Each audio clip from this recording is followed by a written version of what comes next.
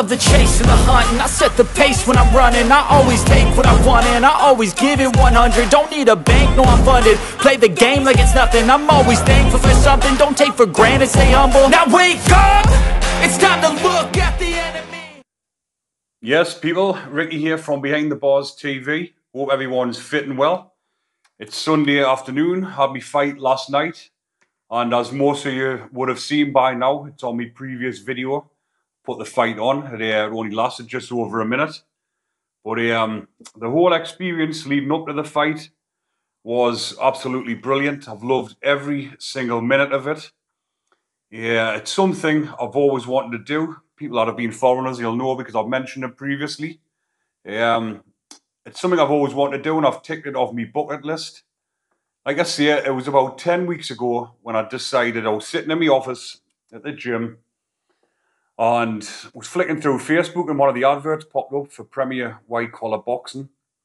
And I just thought, you know what it is? I've looked at these type of ads for ages, seen them and wanting to do it, but I've just never had the balls, to be honest, because that's what it comes down to, having the balls to do it.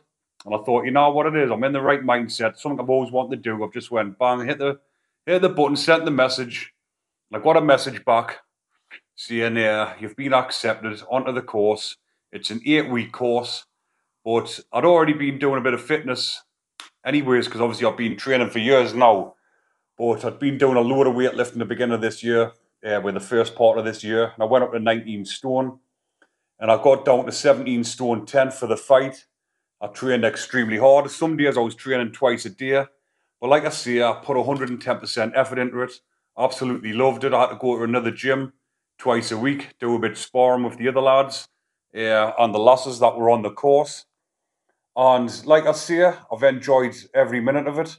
But once I hit that button, hit the send the message, and was accepted, that's when I thought, right, now it's time to knuckle down, get into it, get the job done, put the work in, train hard, fight easy. And that's exactly what happened. But if you're looking on the video, the kid that I was fighting, Dan, is not to be underestimated, because when I've been sparring with him in the lessons, he actually sparred better than me. He was actually catching me, and he actually looked better than me in the boxing, in the sparring. And that's why Paul Hubber, who done the boxing, hats off to him, lovely fella. Only just met him on this course, and got loads of respect for him, the way that he's handled the course, the way that he's done it. Really good bloke. But yeah, getting back to it, when Paul had been watching us, he actually said Dan looked better than me when we were sparring. But on the night, I think Dan was nervous. Hats off to him for stepping in the ring with us, because obviously I'm an intimidating looking fella. I'm a big bloke, and you would be, once we got matched up together and we got called out, you could sort of see he's nervous. He was thinking, oh, for fuck's sake, I've got to fight him. And leading up to it, and on the night, I went in there confident. Didn't get us wrong. I was a bit nervous in the back room, but I was confident. I was doing it for a good cause. I've raised £1,500 for the charity, If You Care Share. And it's something I've always wanted to do, so I was keen for it. I was ready for it. I wasn't that nervous just before or sitting with the people, because I was sitting in the crowd. Everyone was getting photos with us, just enjoying the moment, embracing it all in. But when I went into the back room 3 fights before mine, get me wraps on, do a bit of pad work before we went out, that's when I was like starting to get a bit thingy. I was a bit nervous. I thought, oh, fucking hell. But like I say, took it all on me stride, done the ring walk, full of confidence, jumped in the ring, and well, the plan was, when I've been training with fucking Sean Gowland up at my gym as well, hats off to Sean for training us. Him and Paul had both said in the first round, just keep him at bay, just jab, jab, jab, use your reach. And that was what I was doing, but then I was seeing that he wasn't liking them jabs, so I was chucking the big right in, and I was catching him, and I was, you could see it was hurting him, so I just went for the finish. He got the count. And then again, just jabbing away. And again, as you see in the video, I just got stuck in and finished the job. But like I say, I could see he didn't really want nothing to do with it. He was I went in full of confidence. He's went in, I think the nerves got the better of him. But It was a good performance. I enjoyed it. Really enjoyed the night. Took a lot from it and just embraced it. A lot of the lads couldn't wait for the fight to finish. All they were saying was, I can't wait to get me fight over in Dunmuff so I can get in the crowd and get on the piss with the rest of the lads. But that's not the way I was thinking. I wasn't bothered about the drink. I've never had a drink for 17 weeks now, and I didn't have one after the fight. All I wanted was a big pizza and chips. So that's what I got. Ordered myself a pizza for on the way back. Came back home to my lovely wife. Scranned all the pizza, scranned the chips, and I was asleep for about 12:30.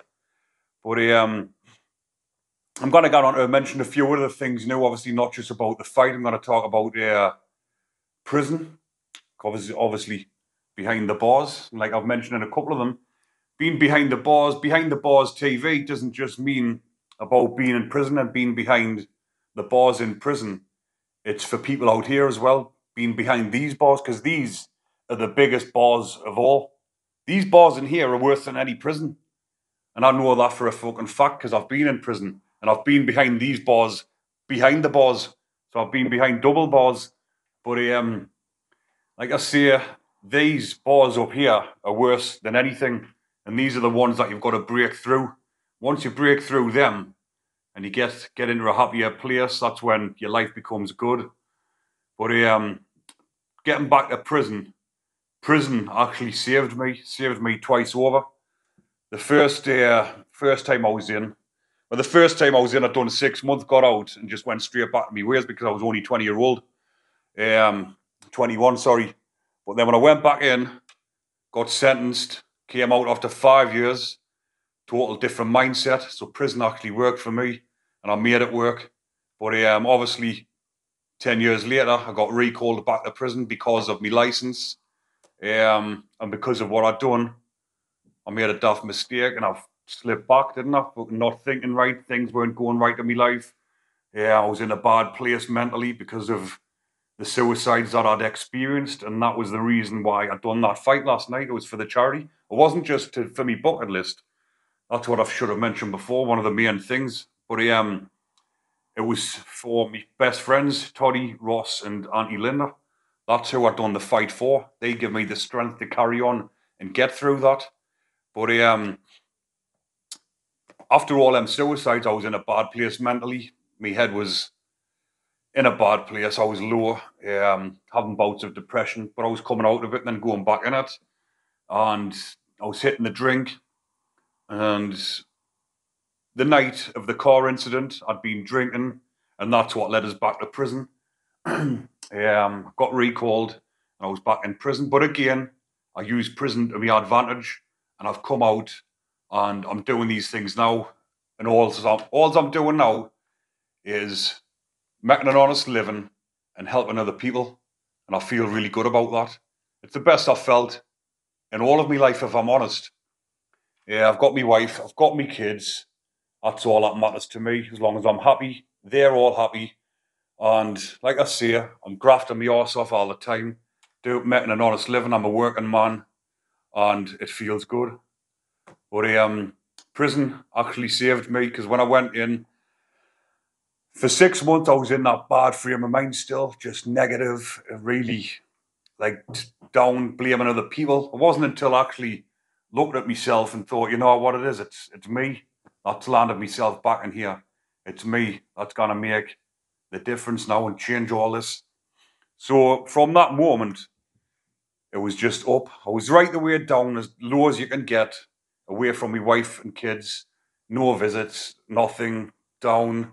Not knowing when I was to be released, because the sentence I was doing, or I'm still doing, there is no release date. There is no end in sight. And I feel sorry for the poor lads that are stuck in there now. I can't get out. They're stuck on that. It's not a very nice sentence to be on. It's horrible. But when I was at my lowest point, when you get that low, there's only one way, and it's up.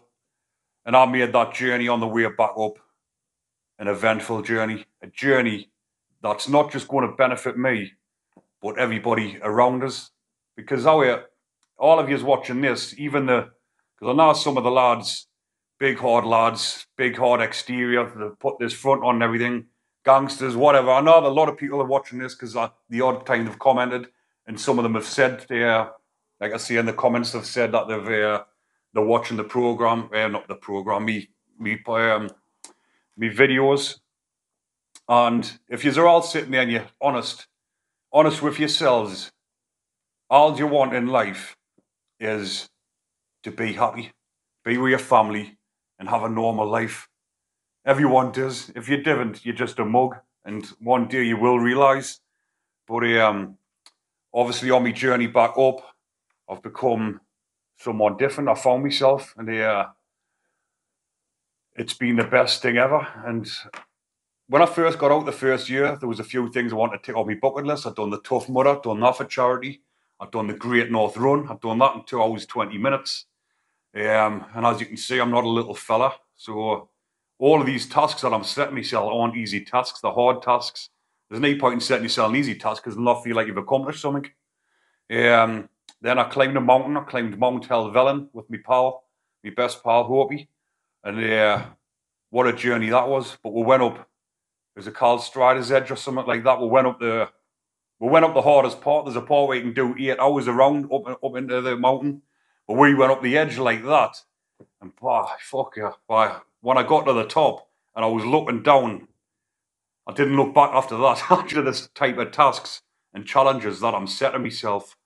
And like I say, I'd done them 3 things. I did sign up for the Spartan race. I was going to do that down in Wales. But my wife got COVID and I couldn't leave the house then. I had to look after her as well. And then obviously I've just mentioned, but I've done the Great North Run. That was the last one last year. And this year I hadn't really done anything, and I was thinking to myself, I haven't set any tasks. And then obviously another thing to tick off the bucket list was that fight that I just done. But it's all about improving yourself all the time, because if you just stay stagnant, just stay on that same level, then life's just no fun. It just becomes boring. You're just doing the same old things. You've got to go out there and set challenges for yourself, things that are going to improve your lifestyle and just give you a better outlook and a better mindset. There's loads of things I'm setting myself for next year, a few more challenges and that. And I think I'm going to go on to have some more fights. Obviously, that was a white collar fight with the head guards on and the 16-ounce gloves. But my mind's telling us next year, maybe in March, I'm going to do a proper fight, probably down the Fed on like D-Day or Cobra or something like that. Maybe do one of those and see what I'm like.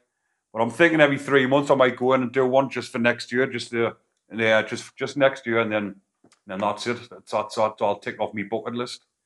But getting back to the prison, because I keep jumping from different things. But getting back to the prison, if you've been there, or you're thinking of, we're not thinking, or you might be going there, you've got charges upcoming. Because I know one of my pals who I know has got something coming up. But if he's watching this, just get in there, get your jail done, do it properly, stick into the gym, knuckle down. If there's any courses on offer, get them done, education courses, get you out your pad, better yourself.